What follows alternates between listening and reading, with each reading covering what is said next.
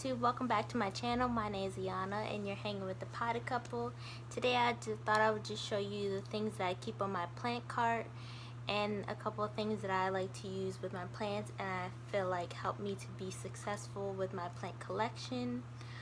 So first we'll get started with items that I use for soil.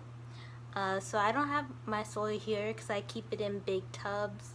But I was using the black gold soil, and that's my favorite kind of soil that I like to use. However, it's not readily available in my area, and I would have to travel at least 45 minutes or so to get black gold soil. And during these times, I'm not really willing to do that right now, so I just switched back to Miracle-Gro. I did get the bag I did get the one that's in a yellow bag, and I'm not really a fan of it because it seems more peat heavy than the black gold. So next time I get soil, I will get the Miracle-Gro moisture control that's in the blue bag. But yeah, that's just the soil that I'm using. Another product that I like to use is Perlite for my soil. Again, I'm using the Miracle-Gro. It does the job. I like how it aerates my soil and keeps it nice and light. Those are the only two things that I use for my soil, other than sometimes I'll use worm castings, which I just usually order off of Amazon. But I haven't really used that since last year when I did my big worm casting application to my plants. I believe I did that in the winter, and I might do that again this winter, but we'll see. So the next category I want to go over is like watering. You just have the basic watering can. It's from IKEA. I usually use this for my bigger house plants. You don't have to use anything special. I have a smaller one that I like to use when I have my smaller plants. That way I don't get water all over the place. You don't necessarily need to have a watering can.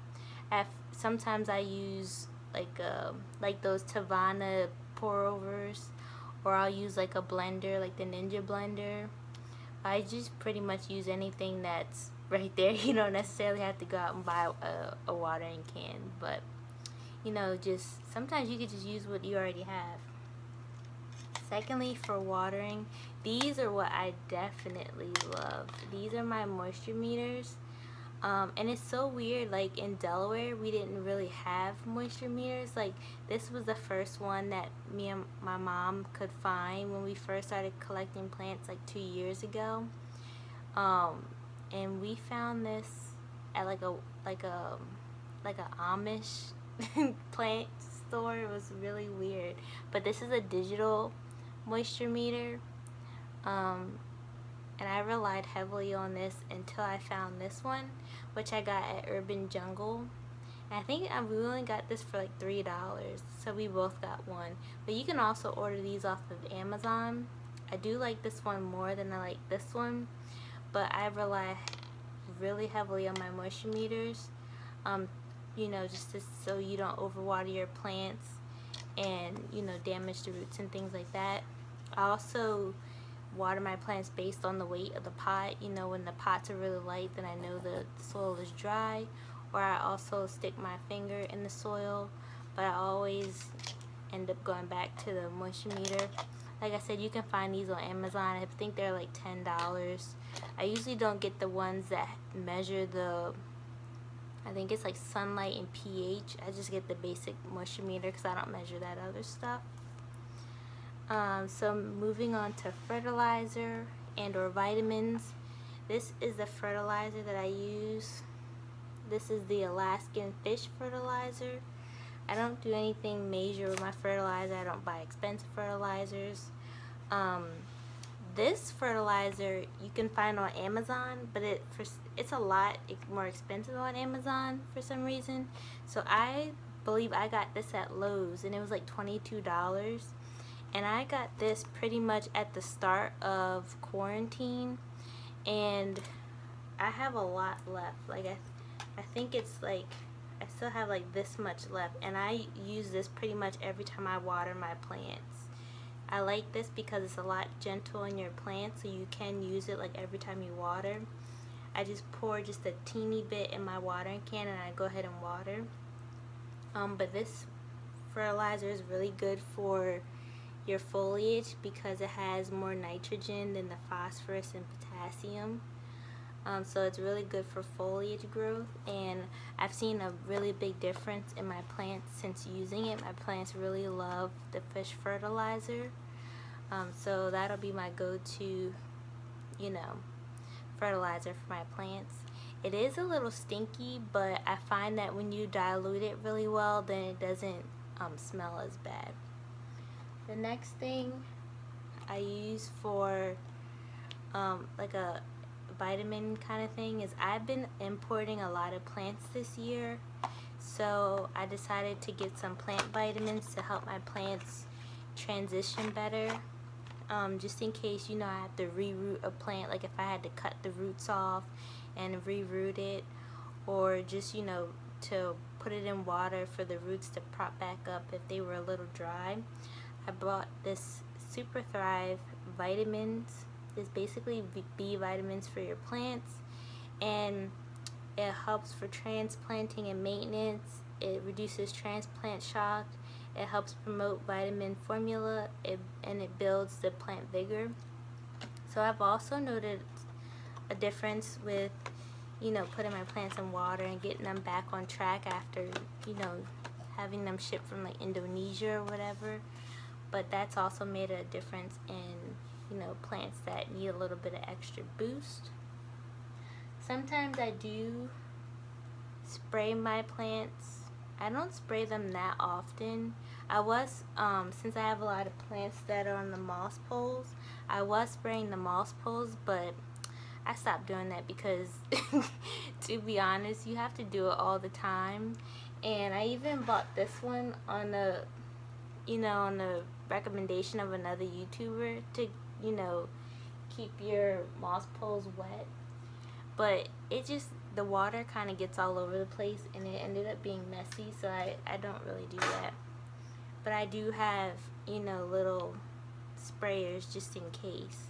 This one is not like, I don't know, I think I broke this one, but it's still cute. It works sometimes, but this one's I like this one because it's like a continual mister, and it's like fine mist, so it's really nice, and it's not as messy as the other ones that just like shoot out. And I also put peppermint oil in here just to deter any pests, especially spiders, because I do get a lot of spiders in my apartment. I ordered this one off of Amazon. You can find these all over Amazon. They're like $10 to $15. It's pretty easy, and I just love the continual mist of it. And the peppermint just smells so good. It makes your house smell really good. But those are my misters. The next thing I have are just typical mason jars. And my grandma actually started saving these for me. Like when they use like spaghetti sauce and things like that, I told her to, if you could send me mason jars, because like I said, I've been importing a lot of plants. I also started snipping plants to make my plants look fuller, and mason jars are an easy way and a cheap way of having like a propagation station. I don't have a proper propagation station, but a lot of my plants are in mason jars, just growing their roots. And so it's cheap, it's effective, and I can help out the planet by recycling and reusing, so why not? But those are my mason jars. I also have my boyfriend's alcohol. He was like, what happened to this thing? And I was like, I was kind of propagating plants. I couldn't tell if he was mad at me or not, but he was like, as long as you don't throw it away, then that's fine. But I was also using this one as well. And scissors.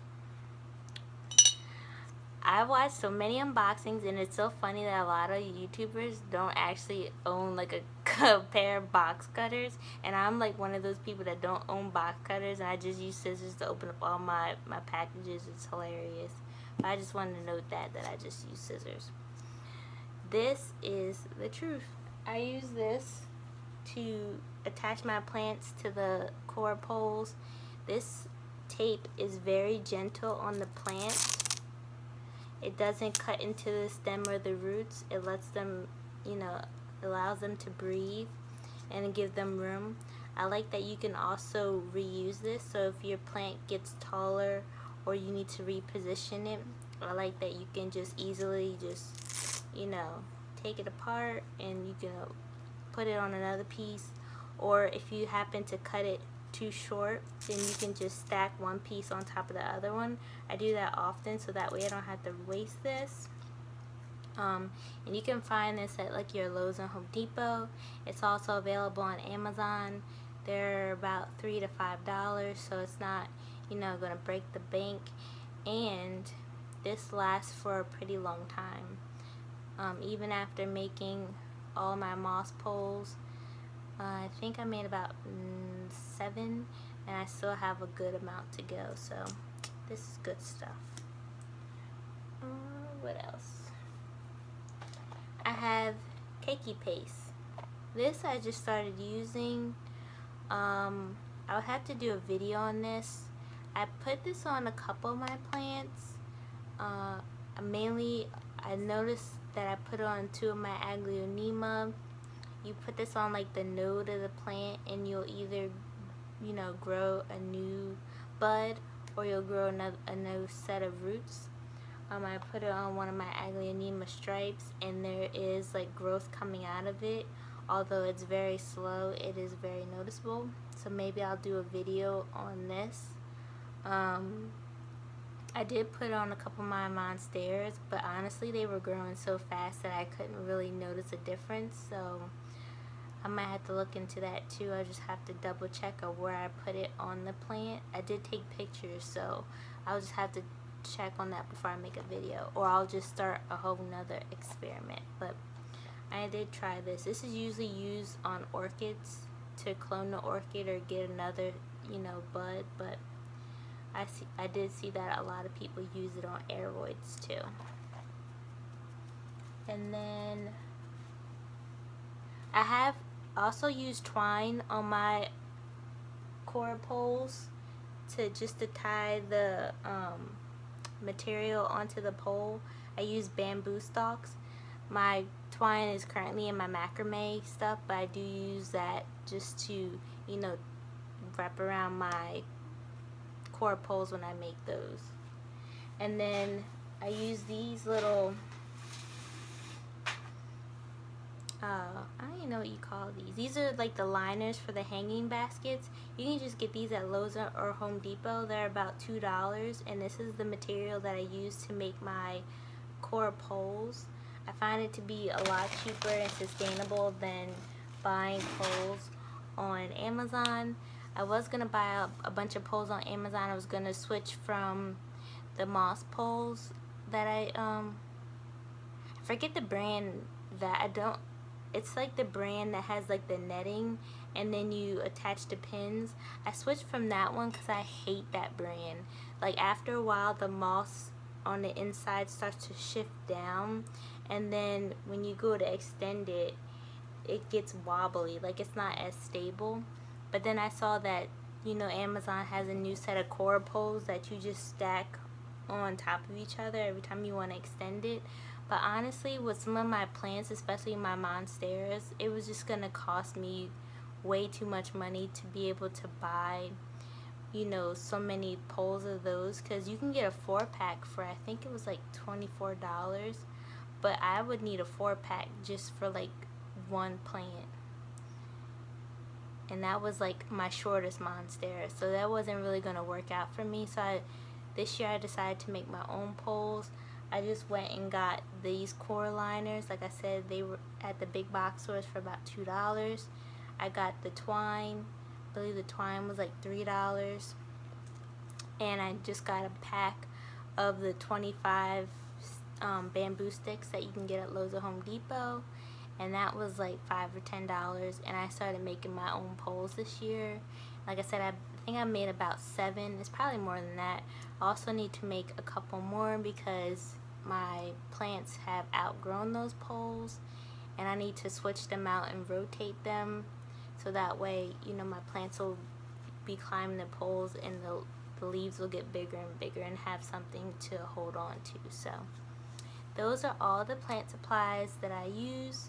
I try to keep it pretty minimal and, you know, affordable. Like I said, my favorites are these moisture meters. Of course, you know, you can use anything for a watering can. I love Perlite to aerate my soil, and my plants love this fish fertilizer, as well as my dog, because every time I water my plants he has to go sniffing around. So if you use the fish fertilizer, just watch your pets, or any kind of, like, if you put your plants outside, just make sure you watch creatures, because the fish fertilizer tends to draw little creatures to your plants. But that's what I do for my plants. And some honorable mentions that I love to use is my my fan, just for air circulation, so that my plants, you know, have that circulation going. And since my humidity is so high, you know, I don't want to grow any mold in the house. It's kind of gross. Another one is my hygrometer, so I can, you know, have a recording of the humidity in the apartment, as well as the temperature. And then my last honorable mention, I just had it in my head and I forgot. My diffuser, just in case, you know, I make my fertilizer concoction a little too strong, that I have my diffuser to go ahead and make the house smell good. But yeah, those are all the things I use, and my plants seem to love them. And Sagey Boy wants to say hi. You gonna say hi to the camera? We're still learning that, you know, there's people on the phone. He hasn't really learned that yet. Why are you making those crazy eyes? Say hi to the people. Say hi to the people, Sage.